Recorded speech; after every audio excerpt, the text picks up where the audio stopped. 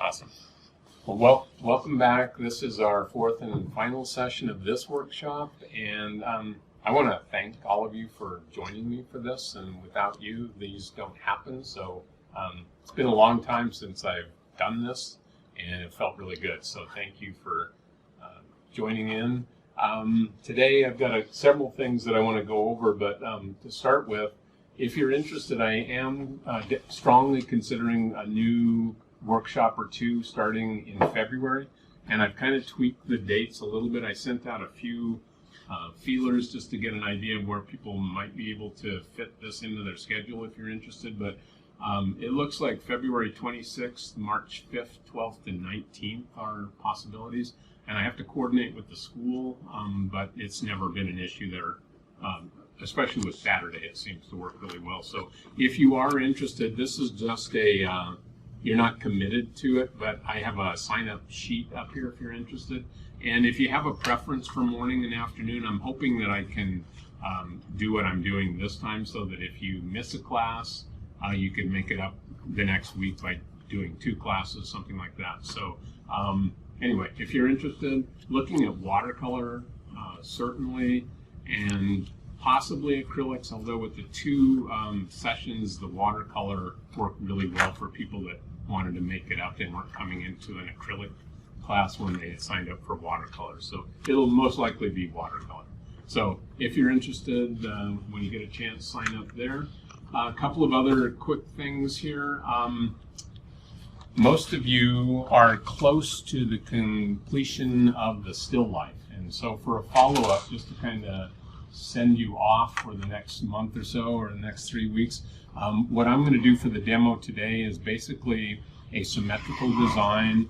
This is a very simple mandala, and what a mandala is a symmetrical map or design of the universe that some cultures have used as a method or a tool for meditation. So the reason I've used mandalas is, first of all, I love looking at them, and you can find lots of, if you haven't researched mandalas or you want to do more research with them, this is the Dover publication, Nature Mandalas. It's a coloring book, and it's pretty simple, but it's got, gives you the idea, gives you lots of possibilities. The other place that's really quick and easy to find ideas to start with is just look online for mandala coloring pages, and you'll find lots of options. There are other books. I have another one at home that's much more fine art oriented and a lot, I guess, not as simplistic as these designs. So you can take it as far, any direction that you want to go. What I would suggest with the mandala is that you pick a theme, and you'll notice that on a lot of the examples. There'll be, symmetry and repetition. Maybe pick a couple of things that kind of tie together. For example, if you did fishing, let me do that one because that'll work well for me explaining it. You might do a trout in the center, you might do fly patterns in the middle, and then on the outer edge you could do something that would relate to that would have to do with equipment like fly reels or creels or rods, whatever you wanted to do. So pick a topic and kind of think of like 3 levels. Think of it as a bullseye as a good way to start. So kind of sketched in a bullseye up there. The thing that really works well with this is if you do the mandala and you're doing a pour, like I'm going to demonstrate today, you're actually dealing with the bullseye or the 3 levels with the drawing or the graphics and also with the color. So it'll all kind of tie together. So I'll explain more of that when I do the demo a little bit later, but that's kind of today's plan. And when we do this, I'm going to talk a little bit about doing drop shadows. So I have masked off the main graphics on this mandala design with masking fluid. What I'm going to do after I do the pour and after the sheen has come off of the illustration board, I'm going to take a brush and do some drop shadows just to accentuate and get these objects to kind of pop. So I'll be demonstrating how to do drop shadows and then a couple of texture effects. I know lots of you have done things like using salt. We can spritz. You could use a sponge. You could flick water. There's lots of ways to get some texture going if you're interested in that. So anyway, I'll be covering all of those things. So that's the plan for the demo today. A couple of other things. If you are interested in converting a photo in your art to a line drawing and you have access to Photoshop, Adobe Photoshop, I jotted down how to get there. What you do is open up your photo, right click, and it'll say open with, and then choose, if you have Photoshop on your device, click on Adobe Photoshop. The image will come up in Photoshop, and then what you do is up on the top bar, go to Filters, click on Filters, and there'll be a whole bunch of choices. Go to Sketch. When you click on Sketch, it'll give you a whole bunch of choices, and then click on Photocopy. And as soon as you click on that, oh, one other thing before you do this, make a duplicate. Copy the image. Otherwise, your original will be turned into this line drawing. So when you open it up in Photoshop, the first thing to do is go to Image, I believe it is, and do Duplicate. And it'll just make a copy for you. Then you'll have the original and you'll have a line version. So anyway, once you open it up, Filters, Sketch, and Photocopy. Did I miss anything, Val, that you can think of with those steps? Revert. Okay. Yeah, inverted. Oh yes, that very important. If you're going to use the tracing paper, there's one other step, is when after you do this, you've got it turned into a line drawing. It's there for you. Go back and go into Image again and go to Image Rotation, I believe is what it's called, and just do a horizontal flip. And it'll just take that line and flip it over for you, so you don't have to do, it'll save you a step with the tracing paper. And What did you call it? Image To rotation? Yeah, go to Image Rotation, I believe is what it's called. So while we're on that topic, in my website, which is www.kenmcgowanart.com, I am posting Val's work with the videos. So the first one is in there now, and Val has finished the third version, which I haven't, or the third session, which I haven't posted there yet, and then we'll have today's. So we'll have 3 of the 4 sessions that we did for this class on my website if you're interested in that. And we're working on getting a YouTube channel also, so you can access it there.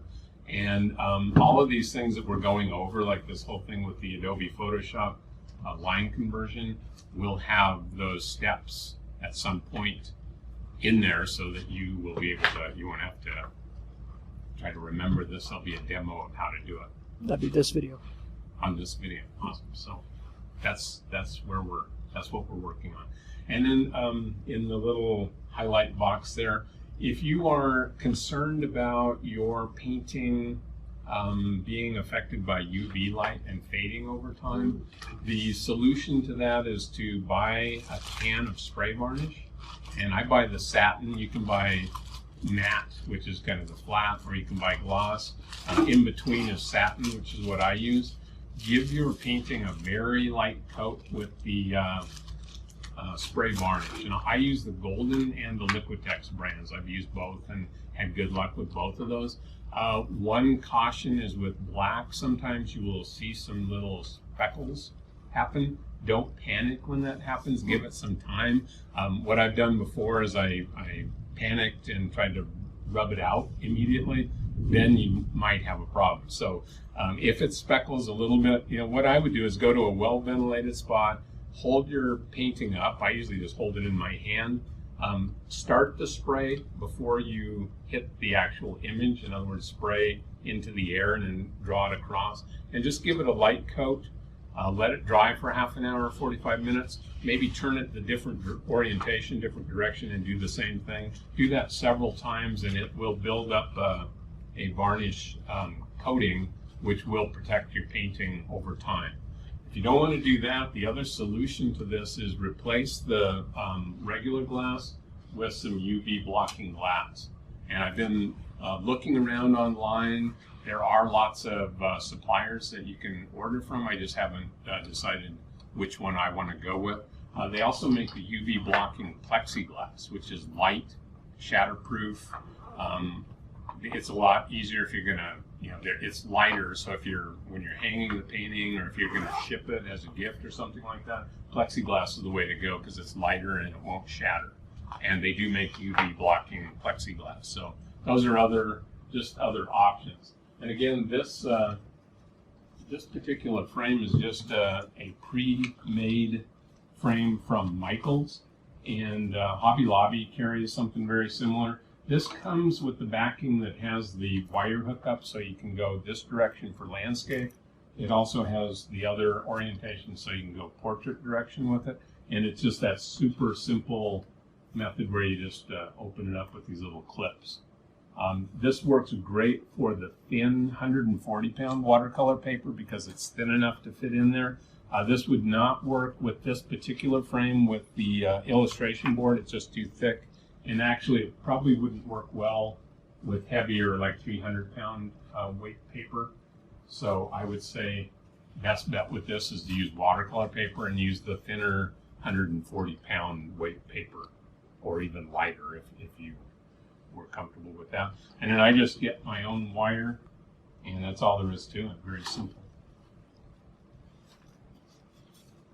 Any questions about that or anything else that we've covered in the class? If not, let's do a quick critique, and then we'll do a demo, and then let you guys get painting. Join me up here in this. If you're thinking about the next workshop, this is probably going to be a major part of it. So if you are thinking about signing up for another one, come on up. Or if you're just interested in pour, come on up and I'll show you a small technique for pouring.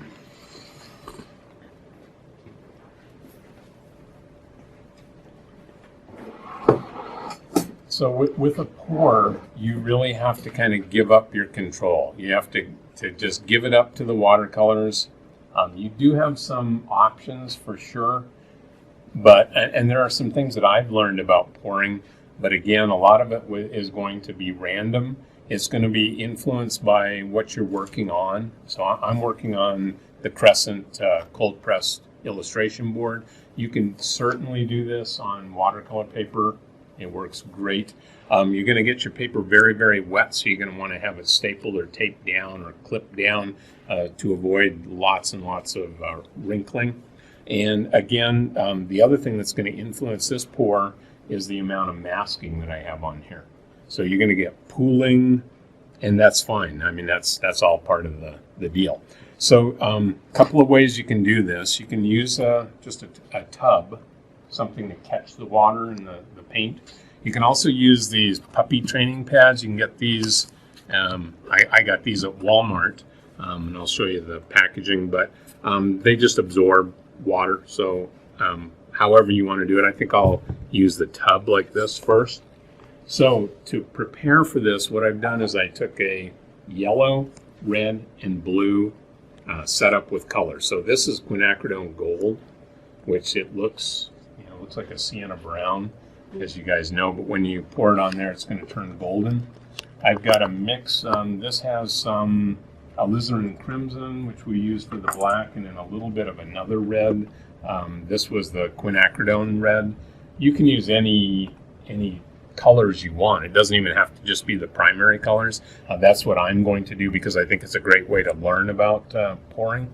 And then for the blue, I've learned the hard way that if you use something like Prussian blue, you have to use it very cautiously, and you probably want to dilute it quite a bit. Cerulean blue is a lot lighter, more sky blue. I think it's more forgiving and less dominant than the darker blue. You can try, you may experiment. There's ultramarine blue would be interesting. You could even, I have done some pouring with indigo blue, but I was cautious with that. It was mostly indigo blue on the painting. I wasn't trying to do primary colors. So just a word of caution, some of the blues can overpower everything. So basically what I'm going to do here is I'm going to use the bullseye. So I'm going to wet the paper. Does this work better? I'm learning. So with the paper, I'm going to wet the whole thing. So it's going to be wet on wet. And I'm going to pour the yellow roughly where the line is on the bullseye. I don't have it drawn here. But I'm not going to pour the yellow directly in the center. I'm going to leave the center white, and it will fill in because the water is on the board, will be on the board. That yellow or the gold is going to fill in. So I'm going to pour a circle of gold and let that do its thing for a moment. And then I'm going to use this outer circle to pour the red and let that work its way around and blend with the gold.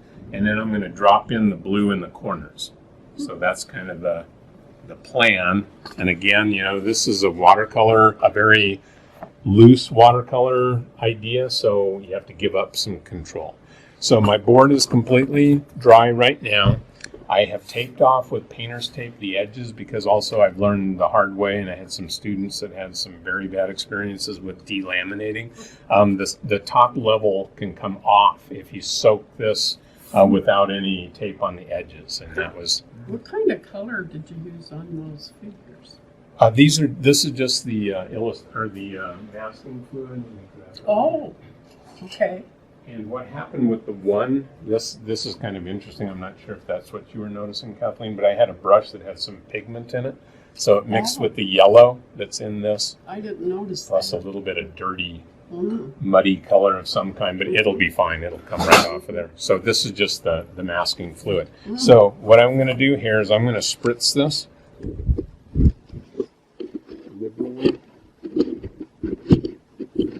And I want to work that into the surface of the board, the illustration board. So I'm just going to take a 1-inch brush,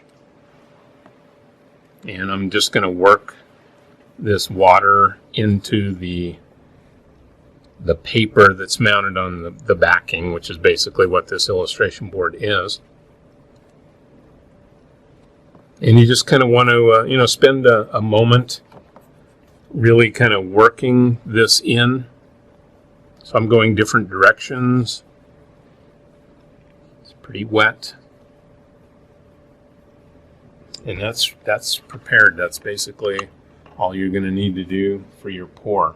Now, if you're working with paper, it might take it may absorb more than this board is doing, so you might give it another minute or so just to work into the fibers inside the sizing of the paper. Okay, so now the fun part, and now give up your control. So I've just mixed up a little bit of quinacridone gold. There are a lot of really good YouTube videos about pouring with watercolor, so if you want to follow up on this, check out some of them. I watched a guy who was pouring completely with nothing but the Payne's Gray.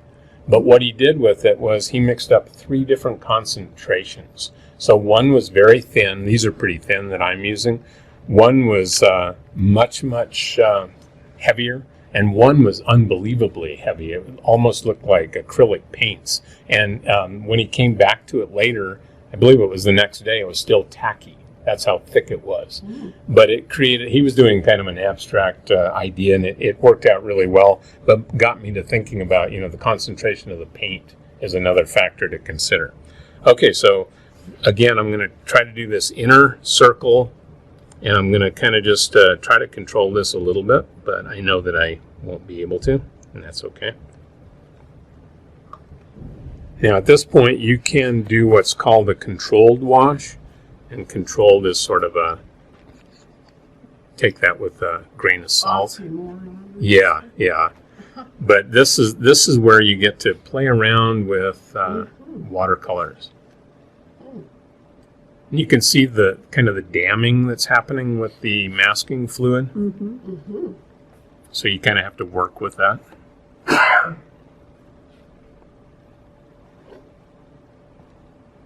Boy, that little bit goes a long way. It's amazing how concentrated these good watercolors are. It's amazing. That's pretty.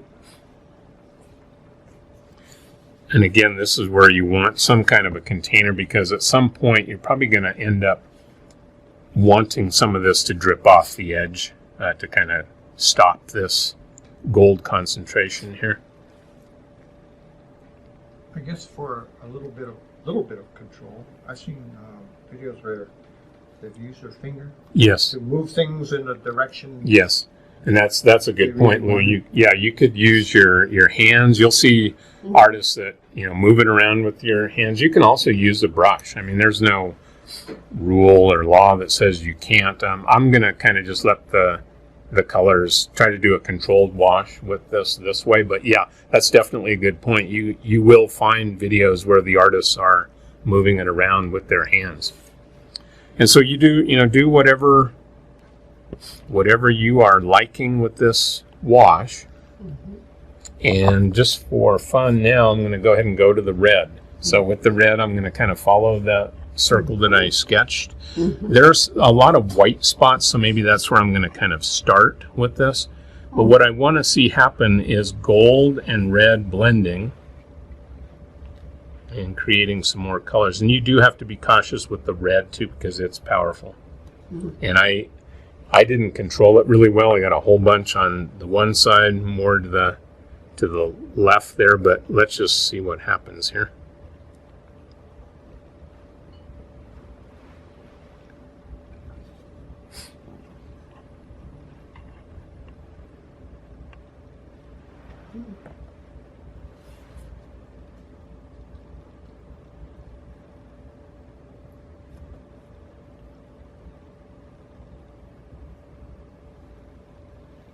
So I'm going to go ahead, and there's a lot of pigment on here.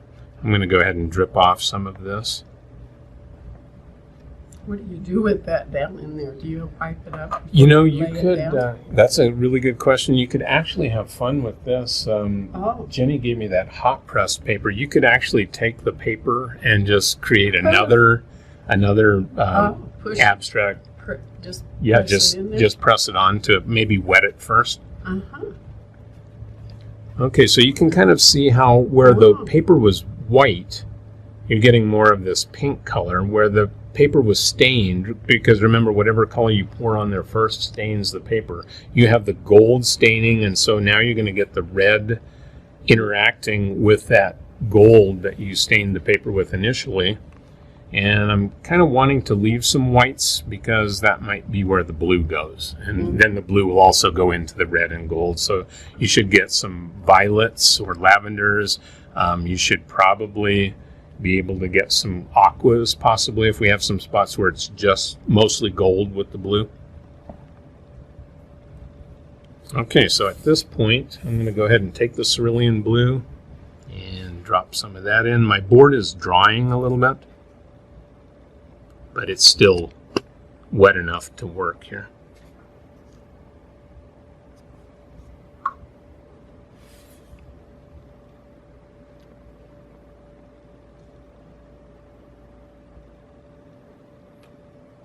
Interestingly, that blue was very thin.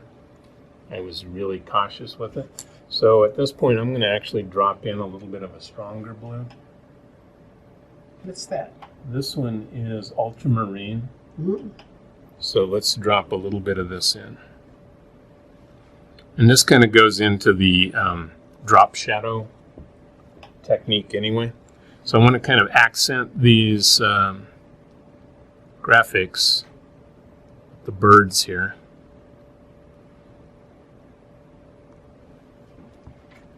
By getting some blue behind those.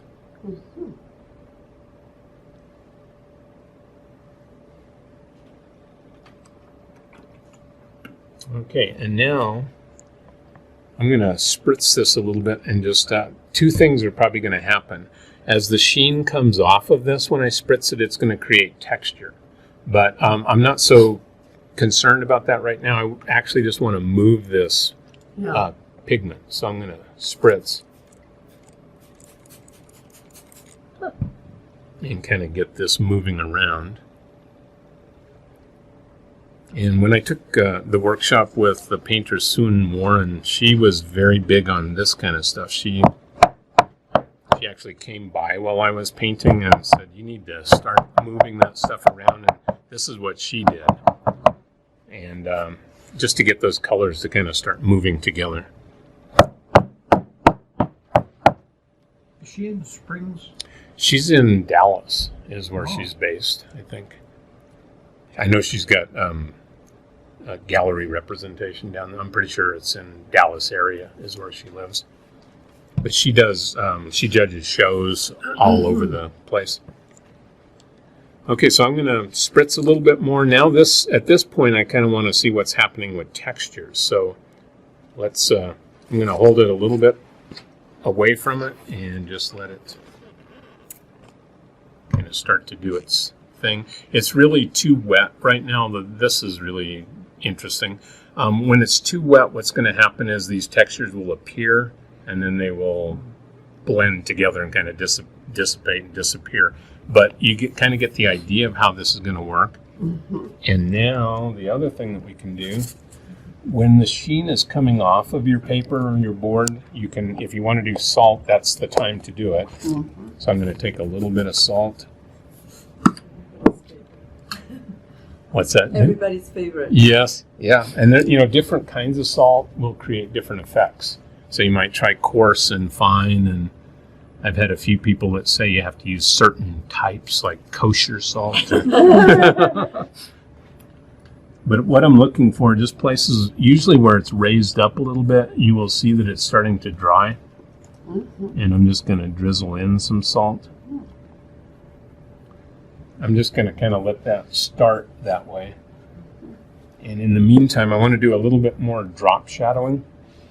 So I'm going to be bold here. I'm going to pick up some, let's go with indigo mixed with Payne's gray. This is going to be really powerful. But I'm going to drop some of this behind the birds here since it's further away from my light source or the kind of the center of the mandala. So I'm just kind of creating a drop shadow, and that's the nice thing about having the masking fluid is you don't have to be careful at all. And let's do the same on the opposite side here.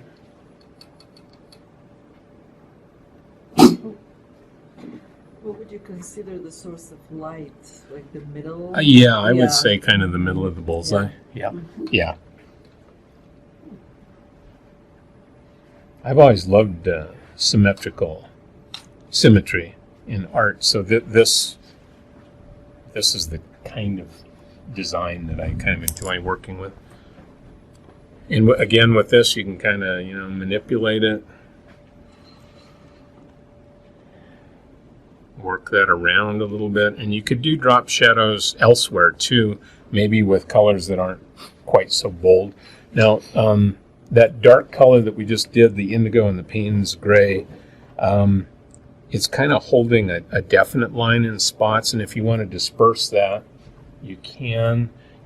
You might get some blossoms happening with your paint if you add a lot of water with the brush. It might push the pigment apart and create some blooms or blossoms, and that's okay. That's not a bad thing, but just be aware of that. Mm-hmm. So you don't want a lot of water. You probably don't want a lot of just pure water mixed into it. Yeah. Okay, I picked up a little bit of a lighter blue now. This is called French ultramarine. So it's still a version of ultramarine, but a little bit different. I'm just going to do a little bit more with this drop shadow and try to get it to spread a little bit more. And now behind the flower, I'm going to pick up, I'm going to go with that Tuscan red and maybe a little bit of a dark color. Let's say Payne's gray with Tuscan red makes a nice dark brown. Let's go with that. So just under some of these petals, I'm going to throw in a drop shadow here. Thank you, Kathleen.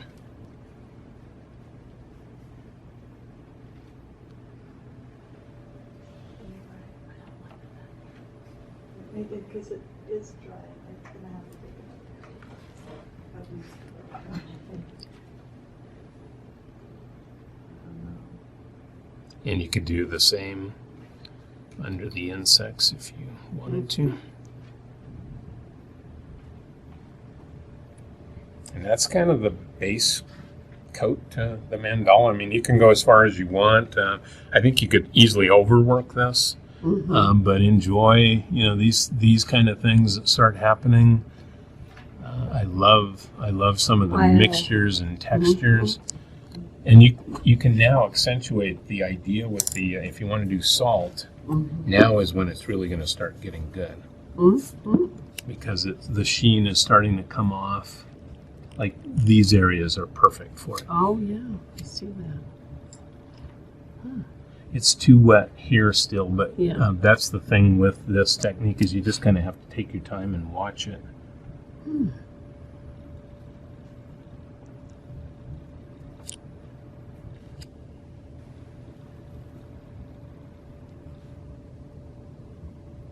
And then just be patient. Just go get a cup of coffee, go have a snack, and come back and see what's happening. I already am liking some of the textures that are appearing there. It's so neat. And again, remember that the color will lighten as it dries, so it's not going to be quite this intense. It looks, it's pretty strong, but it will dissipate and lighten just a little bit as it dries. And then the next step, after you're finished with this step of the painting, depending on whether you want to come back in and do more work around the background, which I probably won't do much. After this is completely dry, later in the session, we can remove the masking fluid, and then you can paint a base layer. Right, what you're going to have right now are silhouettes. There's going to be white silhouettes, and then you can decide, okay, I want to color this element, or maybe you want these to be negative spaces where the shapes look like sky or empty space, and that would be interesting. And the other technique, or the other material,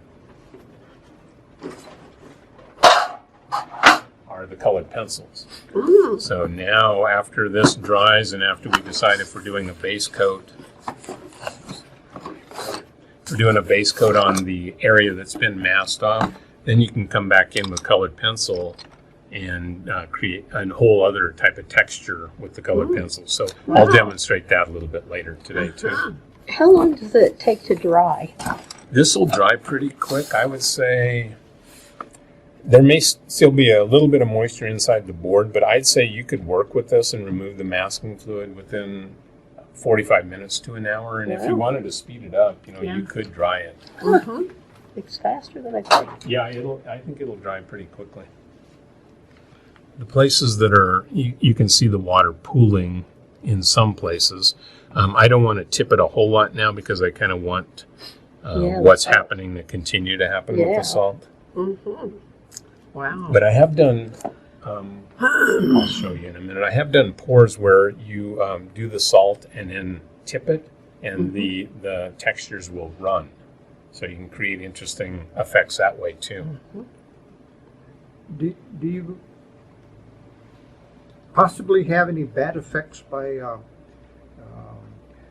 speeding up your drying process by using a hair dryer? Or I think it does could it matter at all? I do think it does matter. I think that you probably want to, if you're doing salt, for example, I would let it kind of do its thing for quite a while before you start in with the dryer.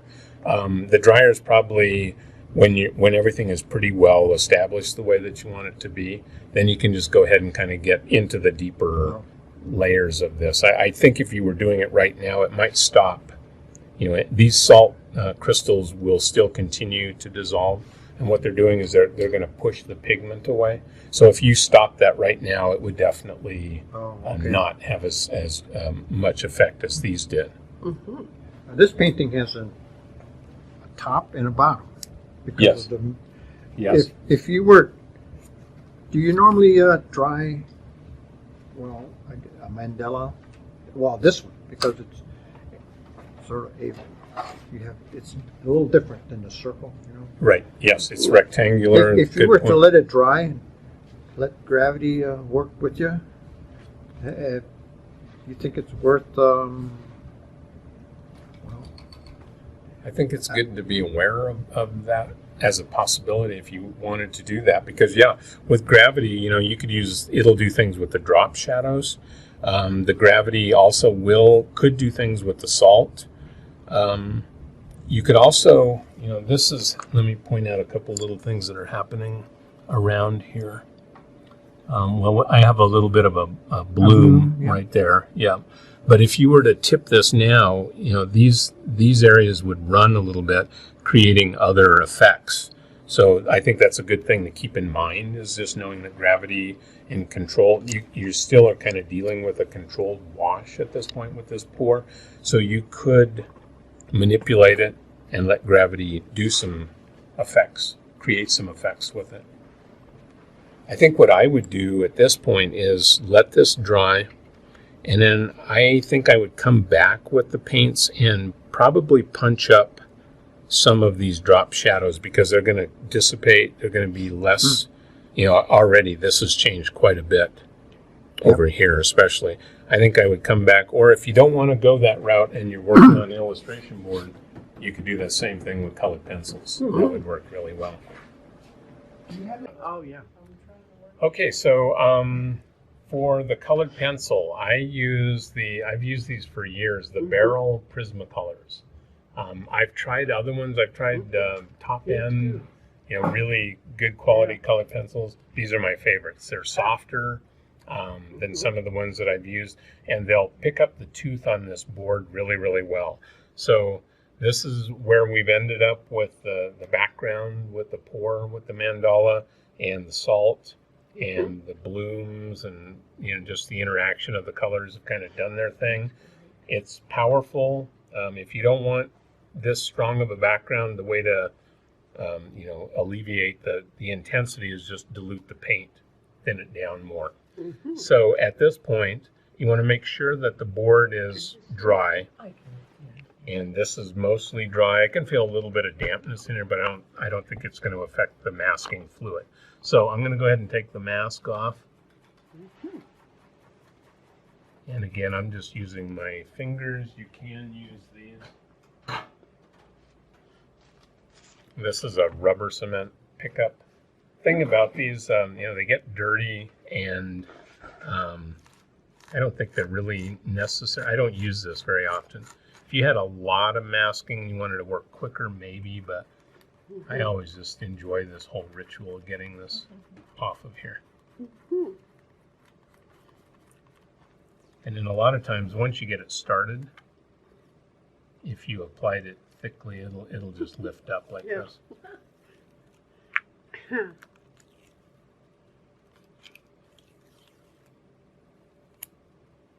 And I'm going to go ahead and remove the mask off of these birds also.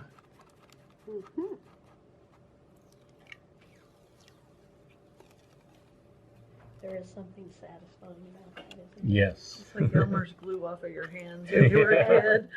Yep. Very true. Okay, so that worked pretty well.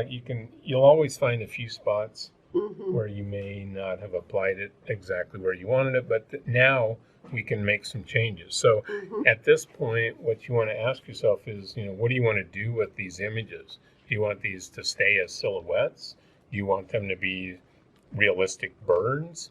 Because I'm kind of using these in a design mode, a couple of options would be just paint something like, for example, clouds in here, mostly white with a little bit of blue, and just keep these as design elements. So what I'm saying is that the way that I started, I started painting, and I love to draw.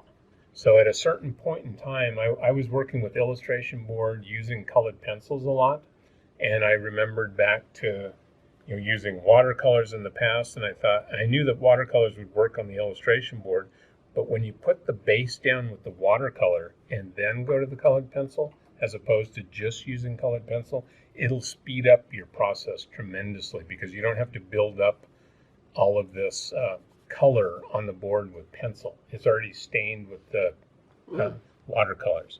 So let me take, this is indigo blue, and it's just a good, rich, strong blue. If you're doing this technique, do it on illustration board, not on watercolor paper, and keep your pencils sharp. Get a good sharpener, because it makes all the difference, because this is what's going to pick up the tooth of the board. So I'm going to get down in here And I'll hold this up after I get going. But basically what you do is just work with this like you would normally work with colored pencil. But again, the fact that you've stained the paper or the board with the watercolor is going to speed this process up.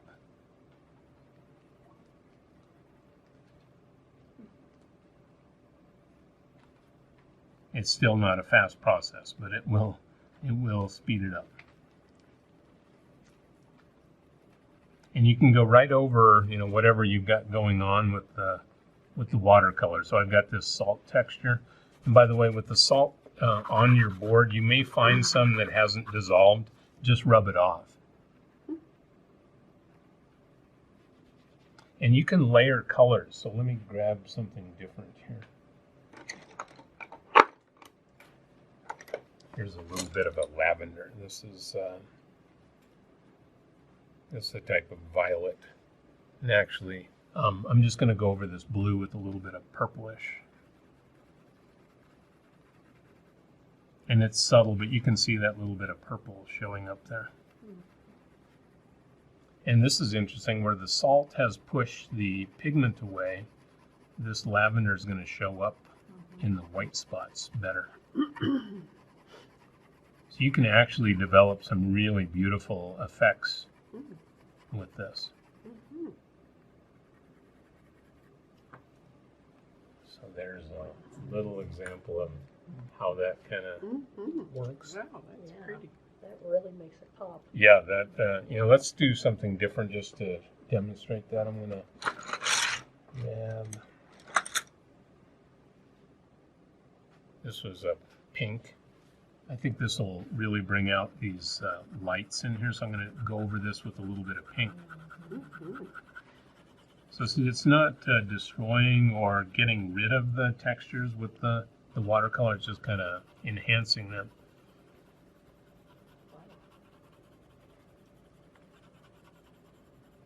And, you know, over here we can get into yellow oranges and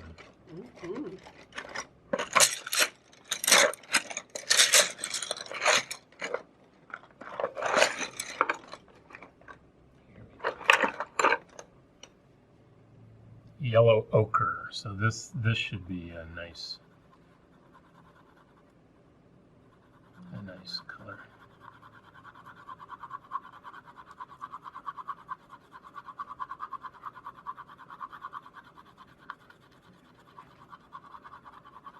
Doesn't show a lot, but it really will make a difference if you spend the time doing this.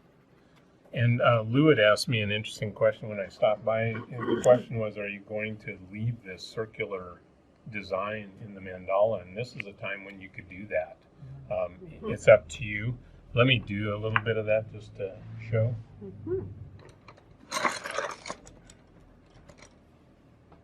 This is one of my favorites. Crimson Lake. It's just kind of a rich brick color. Let's take a little bit of that and just develop this circle. Crimson what? Crimson Lake. Lake. Yep. So I'm just going to kind of darken the edge of that line and then blend it out.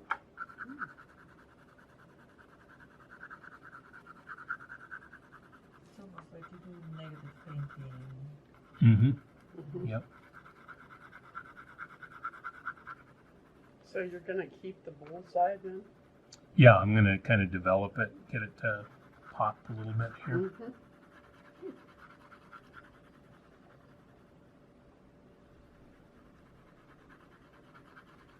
You know, with shading techniques, when I teach drawing, there's a lot of different techniques. You've got hatch and cross hatch. So hatch, you know, go one direction, pick up the tooth. Cross hatch, you go the other way and you'll pick up more of the tooth. Another one is the figure 8. You just kind of do this, or sort of the circular motion. So experiment with different, by going different directions and keeping your pencil sharp, you're going to pick up different tooth on the board, and that will just make your shading more uniform, and you'll pick up more of the tooth on the board. Now, one bit of warning. I've learned the hard way. If you press and press and press, you will actually get rid of the tooth and you'll get a real glossy look to the board. So if you want to avoid that, don't go crazy with the shading. Just a light touch works. But you can see that that will very quickly pick that up. That'll be nice. And you know, you could go, if you went with a darker color now, you could really get it to pop, or you could stop wherever, however much you want to develop that circle. And you could even let it fade in and out. You could do some shading here and let it sort of disappear, maybe pick it up again over here. So there's tons of options. For example, if you really liked this and you didn't want to get it too dark, you might go darker down here, but kind of leave that yellow alone. You can't paint on top of this, and you can't lift anymore. So once you, this is almost like you're putting a varnish on there because it's going to seal this off. So once you start with the colored pencil, that area is really not going to be paintable. You can't paint that anymore. So just be aware that that's pretty much this is the last medium that you'll be using on that section. You can still work it with colored pencil, but you can't work it with paint. It's No water finished. either. What's that? No water? No, because this will just resist it, Lou. This has got a very waxy final feel to it. So this is a lot of fun. And in the next workshop, this will be an option. So if you're interested in this, get some illustration board. If you'd rather just paint, that's perfectly fine too. So. You lean towards secondary colors, so you kind of skew it toward the purple and the orange rather than the primary. Yeah, that's a good way to look at it because we poured with the primaries. So now, I wasn't really thinking about that, but that's true. I'm using the secondary colors. So by mixing two primaries, if you mix red and yellow, you get orange. So you've got two primaries creating a secondary color.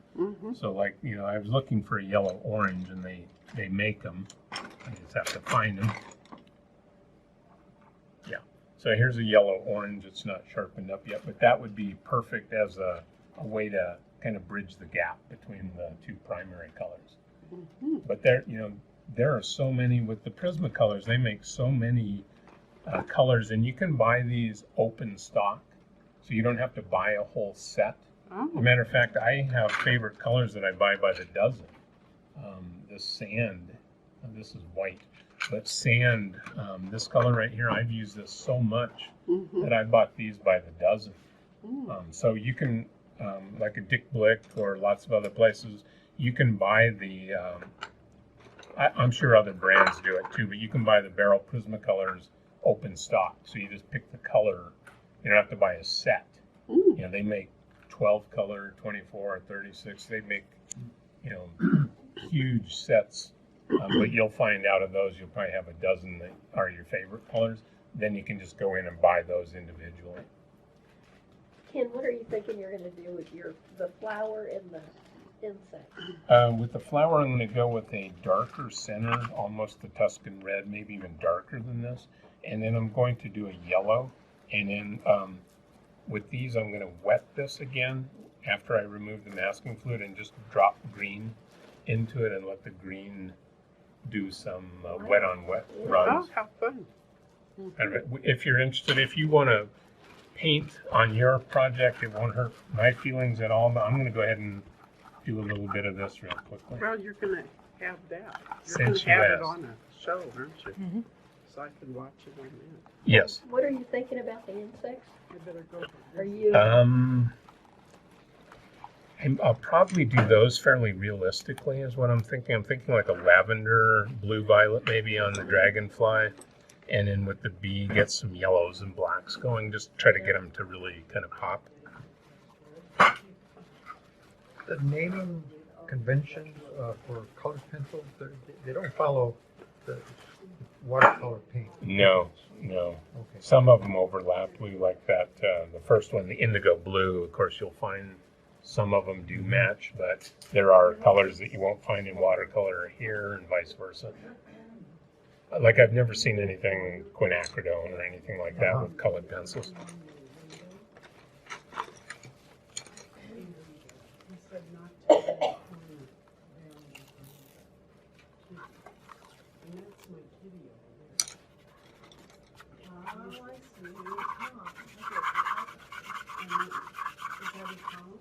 So I just went ahead and just removed the masking fluid, rub off any salt that's right around the area that you're working, and now I'm just going to paint like I normally would right on the illustration board.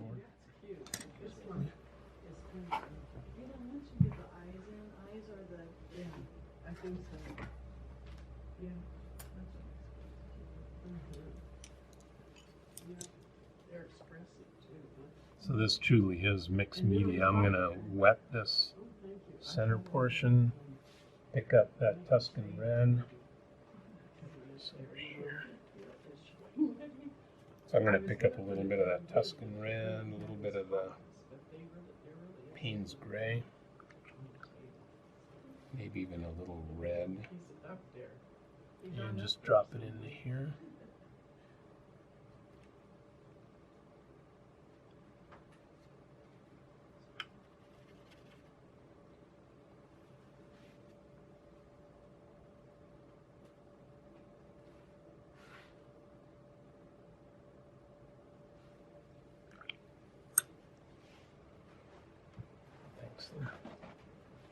Got a little spot right here.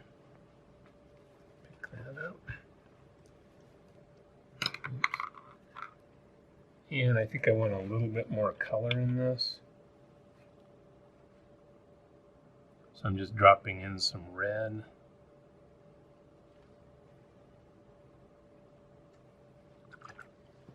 And I'm just going to let this be lighter at the top.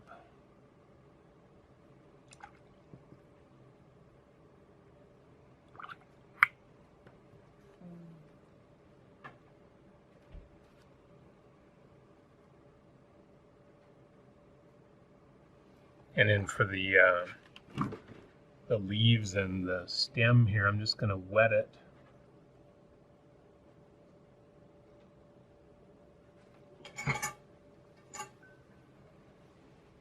Got a little bit out of the line there, so I'm going to dry it.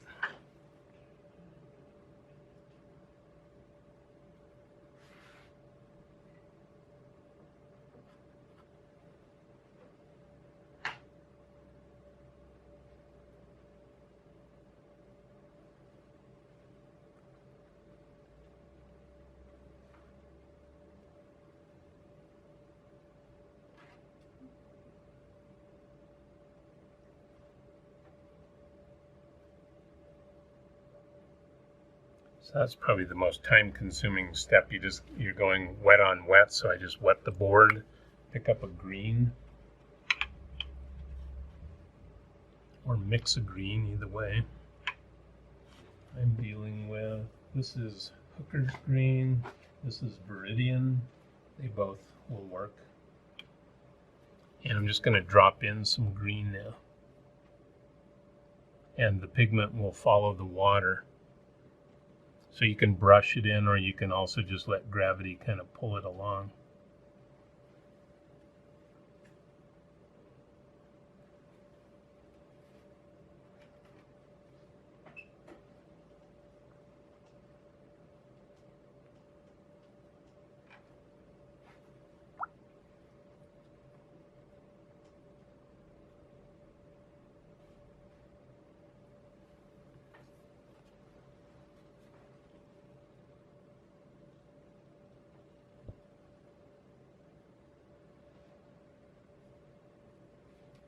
Now we'll kind of let the watercolors be watercolors and do what they want to do.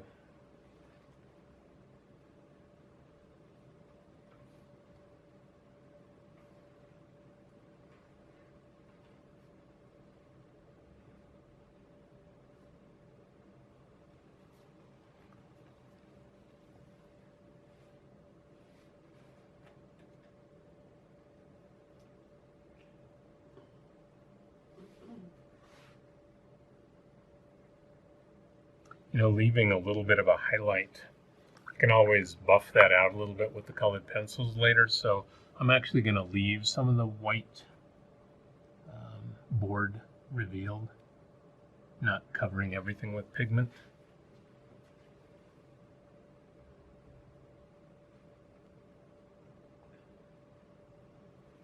maybe a little yellow on that stem, especially up here, would be a good thing.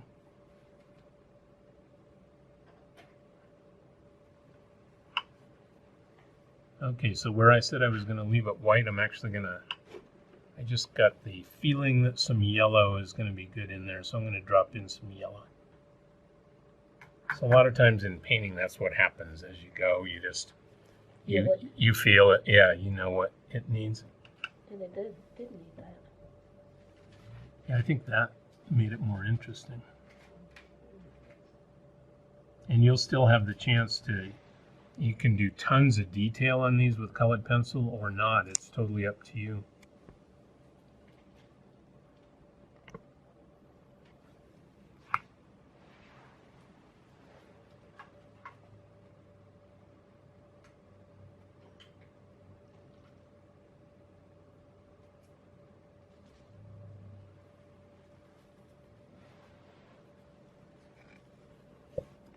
And now I'm going to do some yellow here.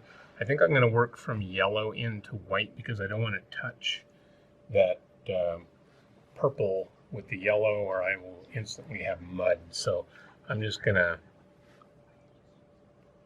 kind of drop in some yellow, maybe yellow green, but kind of leave the center white for now. And I can always come back or use colored pencil to do more work there if I want to.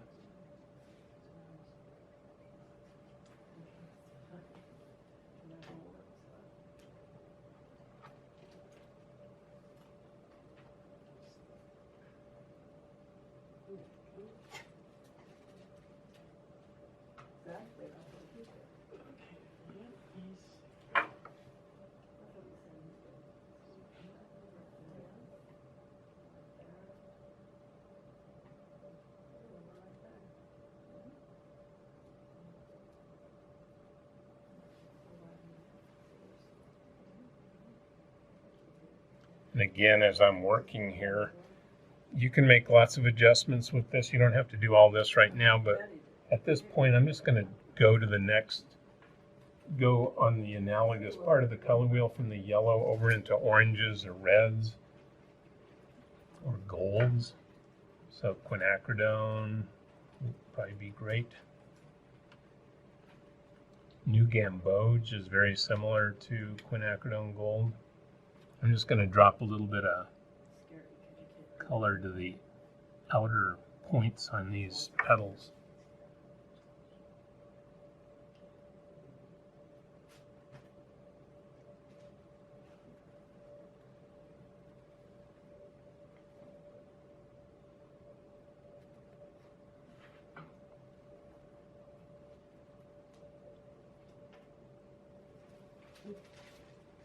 I'm going to darken it just a touch more. I don't want it to look exactly like the background, but I do want it to sort of blend in with the background, and I can punch up the background with colored pencil later. So I put some Tuscan red. It was too close to the background, so I just diluted it a little bit, and it immediately lifted it off right there.